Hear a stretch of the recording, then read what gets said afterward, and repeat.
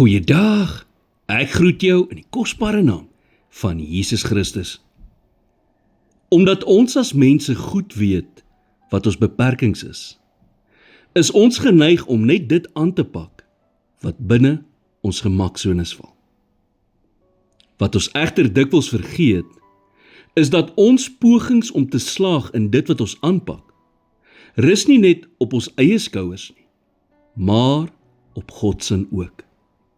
Ja, jy het 'n rol om te speel. Maar wanneer jy jou bes gedoen het, moet jy God vertrou om die res te doen. Toe Joshua op die drempel van die beloofde land gestaan het, het God vir hom gesê in Joshua 1 vers 5, soos ek met Moses gewees het, sal ek met jou wees. Ek sal jou nie begewe en jou nie verlaat nie.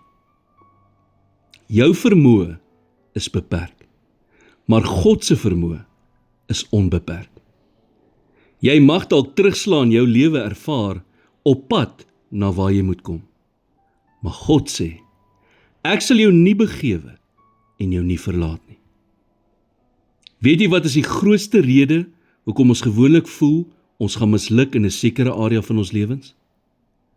Want ons loop gewoonlik rond met die gedagte dat sukses slegs van onsself afhang. Dat dit slegs op ons eie vermoë berus.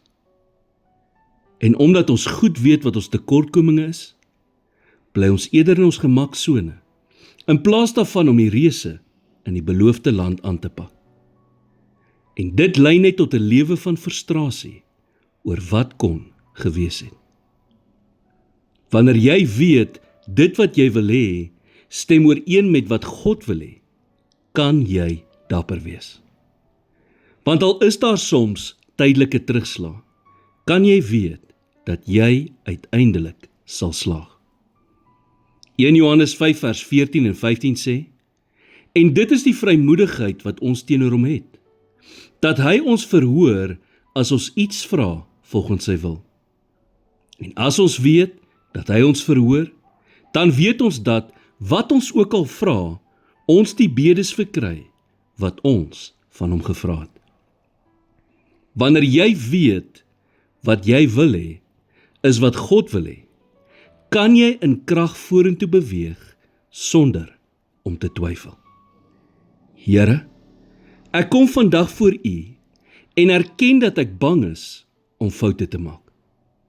Gee my die moed om dit aan te pak wat ek moet aanpak en om uit my foute te leer, wetend dat U iets goeds en moois daaruit kan bring. In Jesus naam bid ek dit. Amen.